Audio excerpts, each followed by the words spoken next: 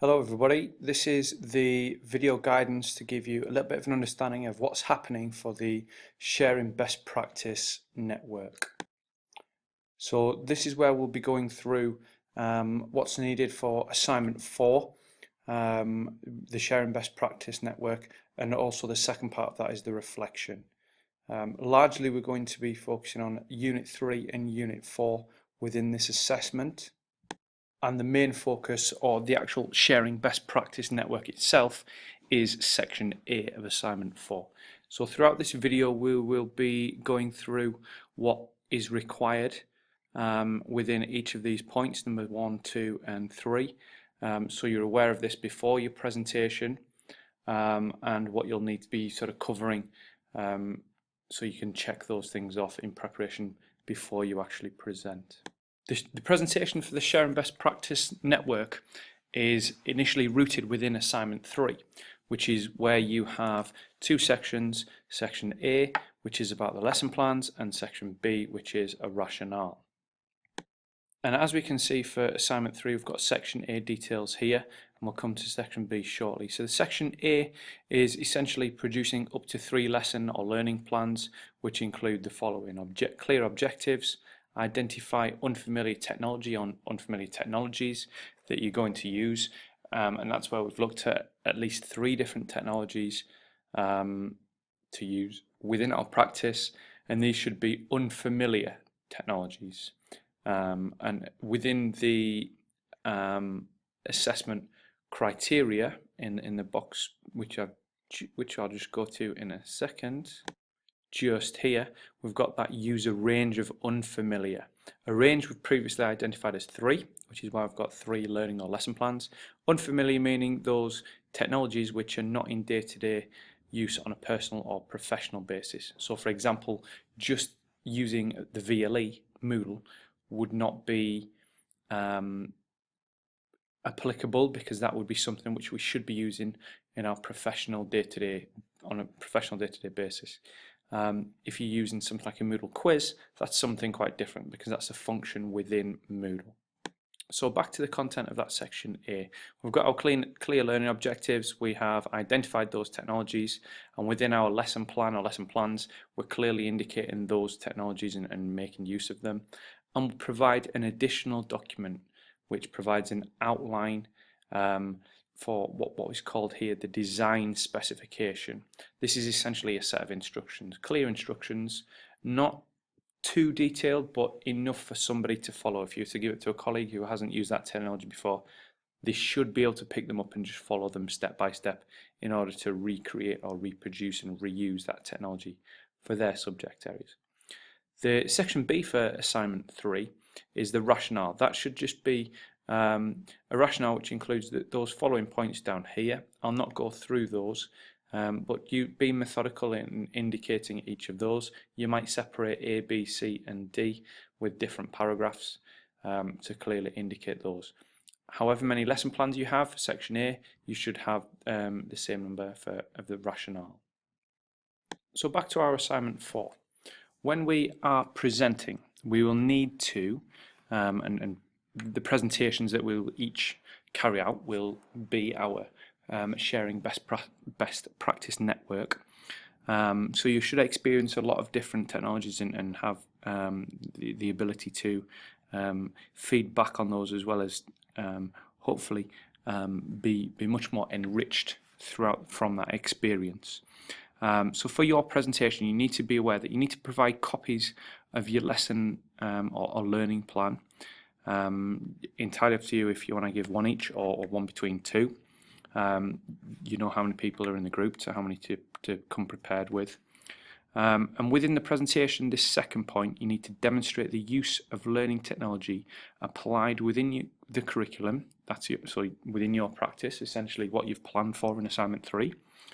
And it should include in the presentation the following, with an overview of what the learning technology or learning platform was that you used, and that could be anything depending on the technology that you're talking about, what the digital learning resources were that you used. So if it was a certain platform and you had something within that platform that you used to get across the use of that technology, Great, let's have that. Let's be aware of that. Did you use laptops for the students? Did you have iPads or handheld technology? What was the digital learning resource? What was the actual hard technology behind giving access to what you used? Or was it just a PC? What assessment tools were used? So are we talking about a quiz? Is that a technology-based quiz like a Socrative or a Nearpod quiz or a Moodle quiz?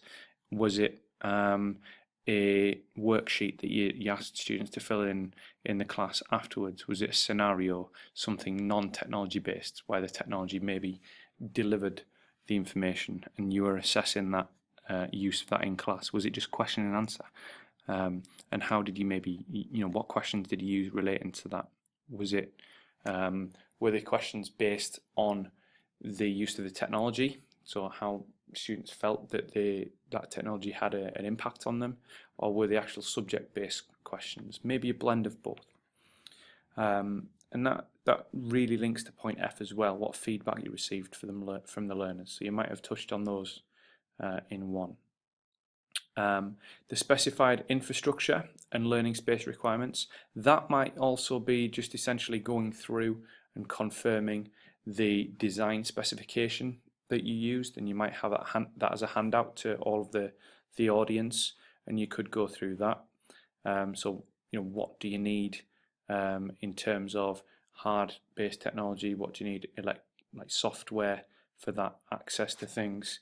And also, do you need a computer room? Do you need iPads, etc.? What are the learning space requirements for students? And point E, who did you collaborate with and how? So are we relating to the use of learning technologists, maybe colleagues in your department, possibly even people that you're working with on assessment 2? Those are all people that you could have collaborated with, bounced ideas off, got their feedback, their understanding, or their insight. And what we touched on just previously, feedback received from the learners. So what feedback did you get from the learners? How did you get that feedback? Was it just an informal, what did you think of it after the lesson, or did you go through a little bit more of an opportunity to get some hard evidence from them in terms of what they felt and what they thought? We know every learner is different. We might have 2 groups that we tried the same use of technology with. One might like it, one might not, for whatever reason. So a little bit of information on that. And that should essentially be what we're covering within that 10 to 12 minute period. And if we've got any questions after that, we've got a few minutes for those. As I'll go over point 3. This is what people will be doing when they are not presenting. So this is the audience. And as part of that sharing best practice network, you'll receive information from them.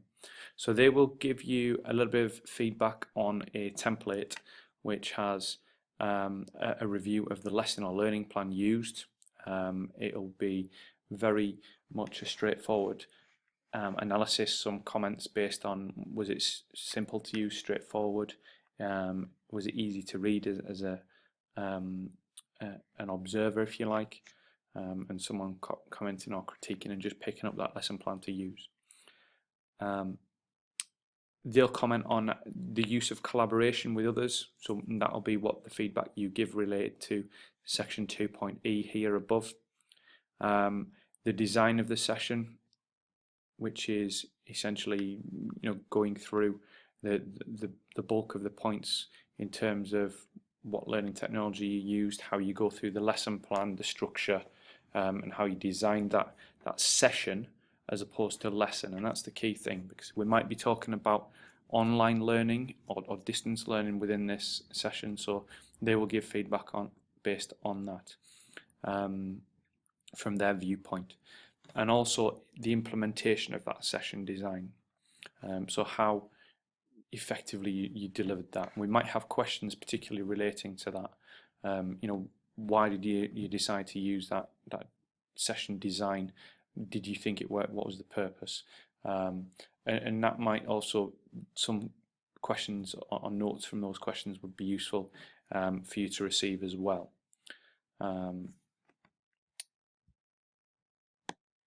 So in a nutshell, throughout this section A in the presentation, we're talking about you delivering a presentation on your best practice example. So you're sharing that best practice. That should include at least one of the technologies.